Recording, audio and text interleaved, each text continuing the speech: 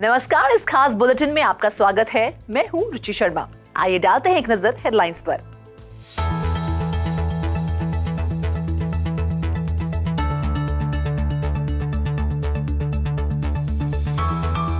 Australia के regulator ने Meta को झूठे क्रिप्टो विज्ञापनों के मामले में कोर्ट में घसीटा। एथर ने ऑल्ट कॉइन्स की रैली को किया लीड, बिटकॉइन दिखा $42,000 के करीब। BAYC के एप कॉइन ने ट्रेडिंग के दूसरे दिन देखा 90% का उछाल।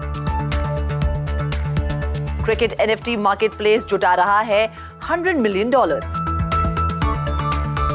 अर्जेंटीना की सरकार का $45 बिलियन का IMF डेट डील कर सकता है क्रिप्टो के उपयोग को प्रभावित।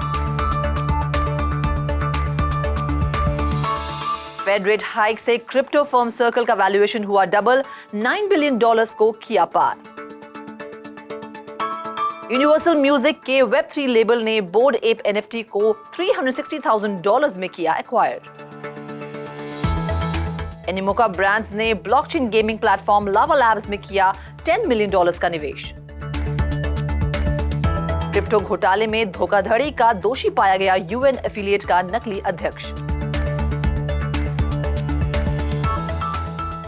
सोशल मीडिया जायंट फेसबुक की पेरेंट कंपनी मेटा पर ऑस्ट्रेलिया की chief competition regulator, Australian competition और कंज्यूमर कमीशन द्वारा क्रिप्टो करेंसी स्कैम मार्केटिंग के खिलाफ एक्शन लेने में असफल रहने के बाद मुकदमा दायर किया गया है। फेसबुक पर डिस्प्ले हुए एडवर्टाइजमेंट्स में मशहूर हस्तियों, टीवी शो होस्ट और राजनेताओं की तस्वीरें दिखाई गई हैं, जो क्रिप्टो करेंसी को अमीर बनाने के लिए एक निश्चित शॉट के रूप में पेश करता है। Australian commission chairman Rod Sims के अनुसार यूजर्स को मैलिशियस एडवर्टाइजमेंट से बचाने के लिए कंपनी को और ज्यादा कोशिश करनी चाहिए थी। हालांकि मेटा का दावा है कि वह अपने घोटाले का पता लगाने वाली तकनीक का इस्तेमाल करते हुए रेगुलेटर के साथ सहयोग कर रहा है। ज्यादातर क्रिप्टो करेंसी ने शनिवार को ट्रेड करते हुए उछाल देखा। दरअसल इन्वेस्टर्स द्वारा ज्यादा जोखिम लेने के फैसले की वजह से सभी ऑल्टरनेटिव कॉइन्स में एथर सबसे आगे रहा, जबकि बिटकॉइन को $42,000 पर ट्रेड करते हुए देखा गया। इथेरियम पिछले 24 घंटों में 6% के उछाल के साथ ट्रेड कर रहा था। उसी समय बिटकॉइन को 4% के उछाल के साथ $42,000 के करीब देखा गया। एथर में रैली ब्लॉकचेन के प्रूफ ऑफ स्टेक नेटवर्क के अंतिम कदम से पहले क्लिंट टेस्टनेट पर मर्जर के बाद आया है। ऐसे में नेटवर्क वैलिडेटर्स अब ट्रांजैक्शंस वाले पोस्ट मर्जर ब्लॉक्स को प्रोड्यूस कर रहे हैं। Board app yacht club linked app coin अपने ट्रेडिंग के दूसरे दिन 90% ऊपर देखा गया। दरअसल गुरुवार को $6.48 के निचले स्तर के बाद अब $15 से ज्यादा होते हुए नजर आया। कॉइन मार्केट कैप के अनुसार ये बूस्ट टोकन को $3.8 बिलियन का मार्केट कैप देता है, जिससे ये 37वां सबसे बड़ा कॉइन बन गया है। जबकि कॉइन गेको के अनुसार $1.7 बिलियन के मार्केट कैप के साथ एप कॉइन 66वें स्थान पर है।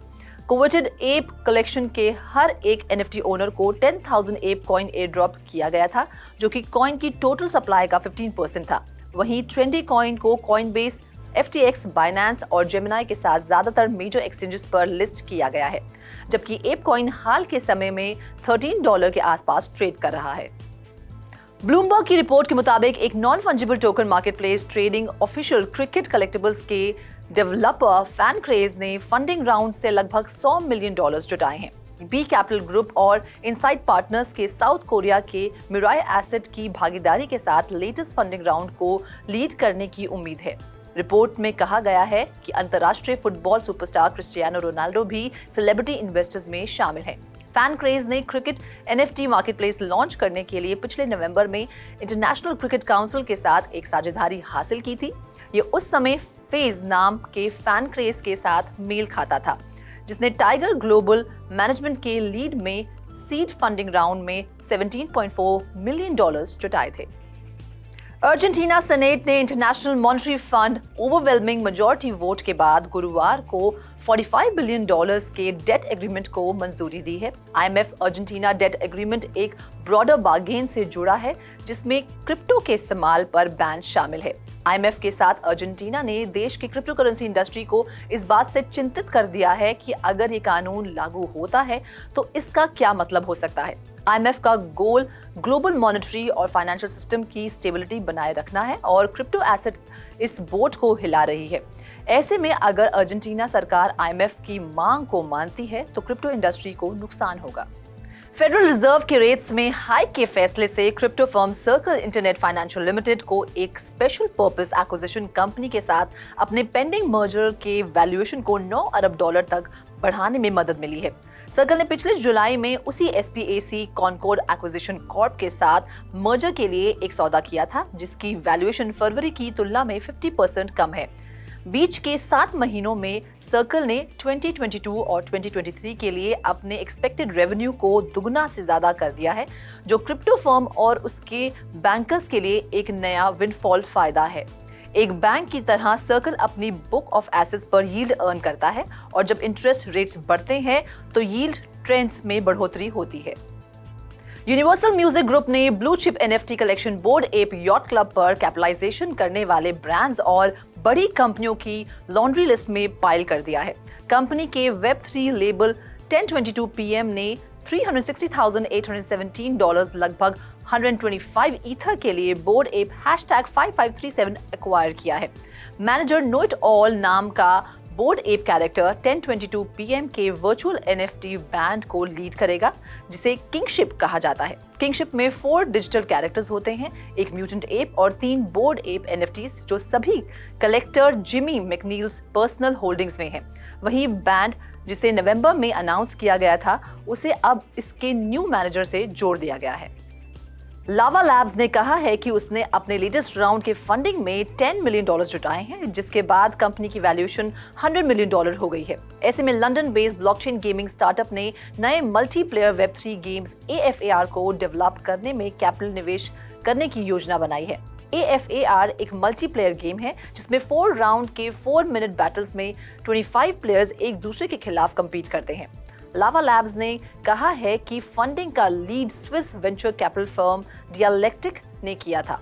भाग लेने वाली दूसरी फर्म्स में Animoca Brands, Dragonfly, T Finance, Merit Circle और डैपर लैब्स शामिल हैं। एंजल्स के अलावा Nick Chong, Santiago R Santos, Gabby Dizon ने भी इन्वेस्ट किया था। गेमिंग प्लेटफॉर्म ने ये भी कहा कि प्लेयर्स इस साल के सेकेंड क्वार्टर में मिनी गेम में अपने लैंड का इस्तेमाल शुरू कर सकेंगे, जबकि प्रमुख गेम का डेवलपमेंट जारी है। यूनाइटेड नेशंस एफिलिएट के एक फिक्टिशियस सहयोगी के प्रेसिडेंट को एक 1 वीक ज्यूरी ट्रायल के बाद एक क्रिप्टो ऑफरिंग में इन्वेस्टर्स को धोखा देने का दोषी ठहराया गया है। सेंट क्लेयर 49 वर्ष के वॉशिंगटन DC के रहने वाले रेजिडेंट को एक इन्वेस्टमेंट स्कीम तैयार करने के लिए वायर फ्रॉड का दोषी ठहराया गया है। उसने कहा था कि वर्ल्ड स्पोर्ट्स अलायंस स्पोर्ट्स के आइडियल्स को बढ़ावा देने वाला एक UN सहयोगी था, जो नवंबर 2017 से सितंबर 2019 तक चलने वाली एक योजना में निवेश कर गारंटीड रिटर्न्स के साथ एक डिजिटल टोकन IGO-BIT को डेवलप कर रहा था।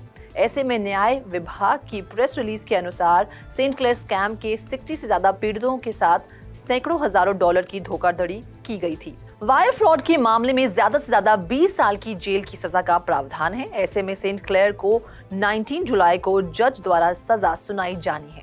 इस खास बुलेटिन में फिलहाल इतना ही। आप देखते रहिए क्रिप्टो टीवी।